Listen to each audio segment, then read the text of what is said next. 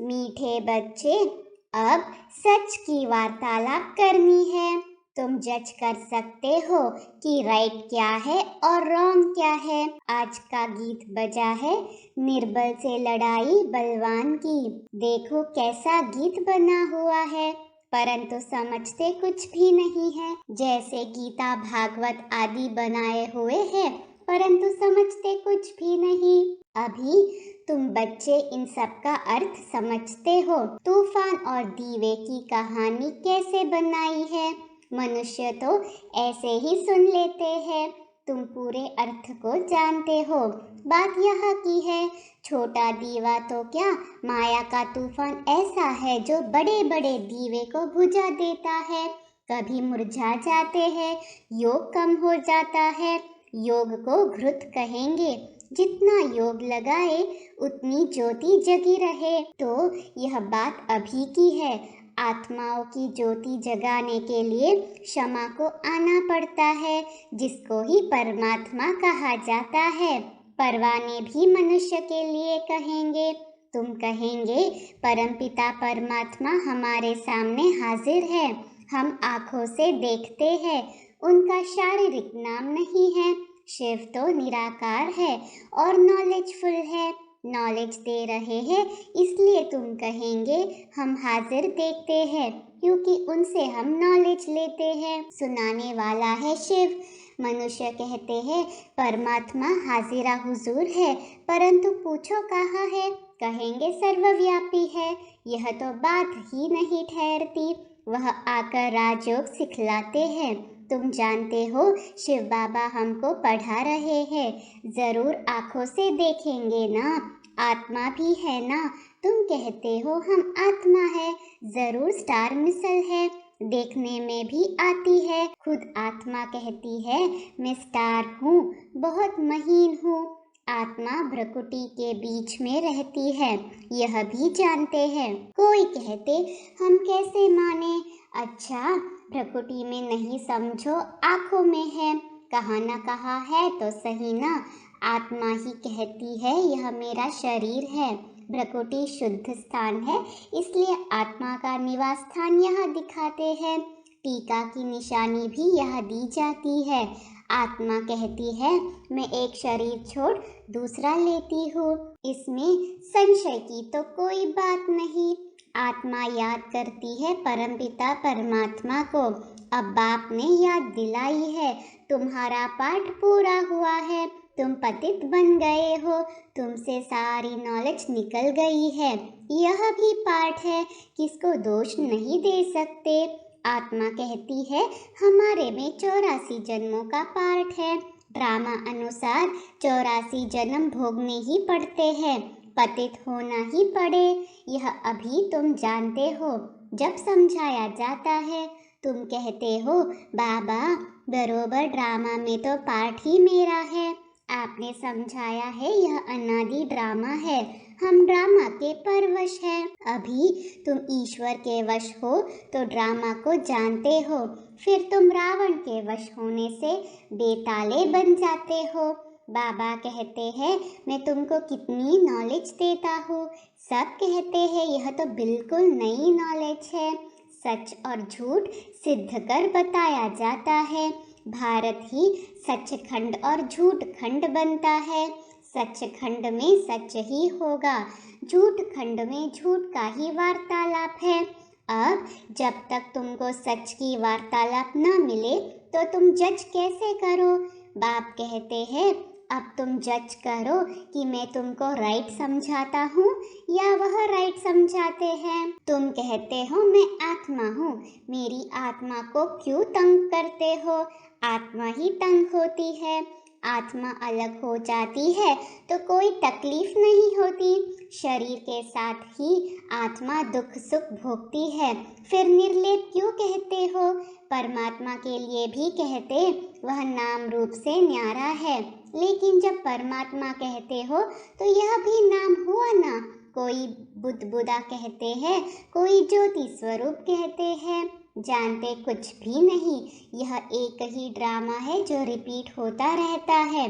हर एक एक्टर को अपना पार्ट बजाना है। एक ड्रामा है, एक रचयिता है। इन बातों को कोई जानते नहीं। वह तो समझते आकाश में यह जो स्टार्स है उसमें भी दुनिया है, वहां भी जाकर हम लैंड करेंगे, प्लॉट खरीद करेंगे। अब वह सत्य है या जो बाप समझाते हैं वह सत्य है? बाप ही तो नॉलेजफुल मनुष्य सृष्टि का बीज रूप है। कोई तो बीज होगा ना इस कल्प वृक्ष का। बाप समझाते हैं वृक्ष भी एक ही है। यह वृक्ष अभी जड़ जड़ीभूत अवस्था को पाया है, अब पुराना झाड़ हो गया है, फिर नया कलम लगता है, क्योंकि जो मुख्य देवी देवता धर्म है वह प्राय लोप हो गया है। विस्तार तो सारा एक बीज का है ना। तो बाप कितनी अच्छी रीति बैठ समझाते हैं। फिर यह माया बिल्ली ज्योति बुझा देती है। तूफान लगने से कितने बड़े बड़े झाड़ गिर पड़ते हैं। लिखते हैं बाबा माया के तूफान बहुत आते हैं, इसको विघन भी कहा जाता है। बाप कहते हैं बरोबर रावण की आसुरी संप्रदाय विघ्न डालती है। फिर पुकारते हैं, पुकारते पुकारते फिर माया के तूफान विकार में गिरा देते हैं। पुराने पुराने भी गिर पड़ते हैं। बाप कहते हैं माया के तूफान तो आएंगे, परंतु तुम स्थैर्य रहना, कभी किसको गुस्सा नहीं करना। कहते हैं बाबा हमको क्रोध भूत ने जीत लिया। बाप कहते हैं यह बॉक्सिंग है, घड़ी घड़ी गिरते रहेंगे तो कमजोर बन जाएंगे। तुमने तो विकारों का दान दिया है ना, दान देकर फिर वापस नहीं लेना।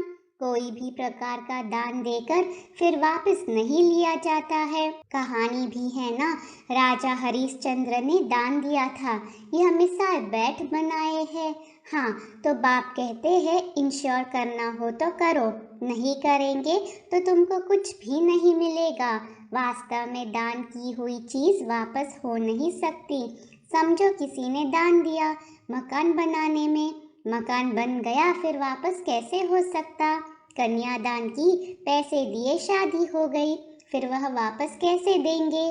दान दी हुई चीज वापस आ नहीं सकती। तो बाप समझाते हैं तुम बच्चों को कितनी खुशी होनी चाहिए। सब साधु संत आदि कहते हैं परमात्मा सर्वव्यापी है, नाम रूप से न्यारा है। अब नाम रूप से न्यारी कोई चीज होती नहीं। आकाश का भी नाम है ना, परमात्मा का सब नाम जपते हैं। शिवलिंग की प्रतिमा है, फिर नाम रूप से न्यारा क्यों कहते हो? परंतु हट से उतरते ही नहीं, इसलिए बाप ने समझाया है पहले पहले कोई मिले तो पूछो परमपिता परमात्मा से आपका क्या संबंध है? वह पिता हुआ ना, तुम बच्चे कहाँ भी सर्विस कर सकते हो। शिव के मंदिर में जाकर पूछो तुम्हारा परमपिता परमात्मा से क्या संबंध है। सामने शिव का मंदिर खड़ा है, यह आपका क्या लगता है? पिता है तो पिता का भी नाम रूप से न्यारा व सर्वव्यापी हो सकता है क्या? कितनी अच्छी अच्छी बातें समझने की है। पिता कहते हो तो जरूर उनका नाम रूप भी है। बंदगी करते हो, याद करते हो तो जरूर उनसे कुछ प्राप्ति होनी चाहिए। इन सब बातों को तुम्हारे में भी सब नहीं समझते हैं। भल यहाँ सम्मुख बैठे हैं, वह भी सब इतना निश्चय नहीं कर सकते। आज है कल नहीं रहेंगे। तुम सुनेंगे फलाने चले गए, देखते हो कितने रफू चक्कर हो जाते हैं, तूफान में गिर पड़ते हैं। वास्तव में सारा ज्ञान तुम्हारी बुद्धि में रहता है। जैसे बाबा बीज है, उनकी बुद्धि में सारा ड्रामा का ज्ञान है। जो सिखाया है वह तुम्हारे पास भी है, जो तुम कोई को भी समझा सको। नंबरवार तो है, कोई की बुद्धि सतो है, कोई की रजो तमो। बाबा से कोई पूछे तो बाबा बता सकते हैं। यह ब्रह्मा भी कहते हैं हम बता सकते हैं कि तुम्हारी बुद्धि सतो प्रधान है व रजो तमो है। सारा सर्विस के ऊपर मदार है। कोई को ज्ञान की अच्छी धारणा होती है तो कहेंगे सतो प्रधान बुद्धि है। हर एक खुद भी समझ सकते हैं कि मैं क्या करता हूँ। पूछते हैं बाबा हमारी कोई भूल है? बाबा कहेंगे नंबर 1 भूल तो यह है जो तुम सर्विस नहीं करते हो, जिस कारण पद भ्रष्ट हो जाएगा। सर्विस तो देखने में आती है ना, कितना समझाया जाता है कि मंदिरों आदि में जाकर समझाओ। भल गपोड़ा मारते हैं, हम सर्विस बहुत कर सकते हैं, परंतु बाबा जानते हैं कि यह सर्विस कर नहीं सकते हैं। है बहुत सहज, झाड़ ड्रामा का ज्ञान बहुत सहज है। सिर्फ पूछा जाता है, परमपिता परमात्मा से आपका क्या संबंध है? बाप है तो वर्षा जरूर मिलना चाहिए, जरूर उनके तुम बच्चे हो, उनसे वर्षा मिला होगा जो अब गवाया है। हमने भी गवाया हुआ वर्षा फिर से पाया है। निश्चय होने से झट वर्षा पाने लग पड़ेंगे, परंतु किसकी तकदीर में नहीं है तो मानेंगे भी नहीं, तदबीर कर नहीं सकते। यह भी जानते हैं वह बाबा है अंतर्यामी, मैं हूँ बाहरयामी। ऐसे नहीं सारी दुनिया के अंदर क्या है वह बैठकर बताएंगे। हाँ, यह जानते हैं कि सबके अंदर 5 भूत प्रवेश है, इसलिए कहते हैं रावण सर्वव्यापी है। तुमने अभी भूतों का दान दिया ही नहीं, पुरानी दुनिया के देह सहित सब संबंध से बुद्धि योग निकाल। एक बाप को याद करने में ही बड़ी मेहनत है। यह मेहनत रात को अच्छी रीति हो सकती है, अभी से प्रैक्टिस करेंगे तब याद कर सकेंगे तो अमृत वेले का असर अच्छा चलेगा। सवेरे जागना पड़े, सवेरे सवेरे उठकर भक्ति मार्ग में माला फेरते हैं, कोई राम राम जपते हैं, कोई क्या जपते हैं, अनेक मंत्र है। काशी का पंडित होगा तो कहेगा शिव शिव कहो। सन्यासी आदि सब लोग भक्त है। साधु साधना करते हैं, घर बार छोड़ जंगल में जाते हैं, यह भी साधना है ना। हठ योग मार्ग भी ड्रामा में है। यह तो जानना चाहिए कि स्वर्ग का आदि सनातन देवी देवता धर्म कहाँ चला गया। देवताओं की पूजा करते हैं, परंतु यह नहीं जानते हम किस धर्म के हैं। हम भी पूजा लक्ष्मी नारायण की करते थे, धर्म फिर हिंदू कह देते थे। अभी तो हम लिखते हैं हमारा ब्राह्मण अथवा देवी देवता धर्म है, फिर भी वह हिंदू लिख देते, क्योंकि भारतवासी सब हिंदू है। मुसलमानों का अलग लिखेंगे, बाकी सब हिंदुओं की लाइन में आ जाते हैं। यह वंडरफुल राज है। अब तुम्हारी बुद्धि में बेहद की नॉलेज है। इस सृष्टि चक्र को ड्रामा ही कहेंगे। ड्रामा रिपीट होता है, नाटक नहीं। उस नाटक में कोई एक्टर न हो तो बदले में कोई और एक्टर डाल देते हैं। कोई बीमार हो तो रिप्लेस कर देंगे। चैतन्य नाटक होते हैं, इनको नाटक भी नहीं, इनको ड्रामा कहेंगे। इनमें कोई चेंज नहीं हो सकती। मनुष्य कहते हैं हम मुक्ति को पाए, परंतु ड्रामा में यह चेंज हो नहीं सकती। यह कोई जानते नहीं कि यह ड्रामा है, इससे कोई निकल नहीं सकता। यह बड़ी समझने की बातें है भी पुराना। अनेक बार पाठ बजाया है, चक्र लगाया है। इन बातों को कोई समझने की भी कोशिश नहीं करते। समझते भी है कि बरोबर एक गॉड है और यह वर्ल्ड की हिस्ट्री ज्योग्राफी रिपीट होती है, परंतु जानने की कोशिश करे उसकी फुर्सत नहीं है। पुराने बच्चों की ही बुद्धि में नहीं रहता, तूफान लगते रहते हैं। आगे चल वृद्धि को पाते रहेंगे, बहुत आएंगे, समझने की कोशिश करेंगे। मौत जब नज़दीक आएगा तब जल्दी समझेंगे। तुम तो कहते हो कि विनाश आया कि आया, इनसे पहले वर्षा लेना है। फिर तुम कहेंगे कितना देरी से आए हो। अभी तो रात दिन योग में रहो, तब विक्रम विनाश हो। विक्रम बहुत है, टाइम लगता है। इनको भी कितना समय लगा है, अब तक पॉइंट्स रही हुई है। हम तो ढिंडोरा पीटते आए हैं कि मौत आया कि आया। जैसे शेर की एक कहानी है ना, वह समझते यह गपोड़ा मारते हैं। एक दिन विनाश तो आ ही जाएगा, फिर भागेंगे, परंतु टू लेट है। यह बेहद की बात फिर इनसे वह कहानियाँ बनाती है। विक्रम विनाश के लिए योग अग्नि बहुत चाहिए। हाँ, नए नए बहुत ऐसे भी निकलेंगे जो पुरानों से भी तीखे जाएंगे। मार्जिन है।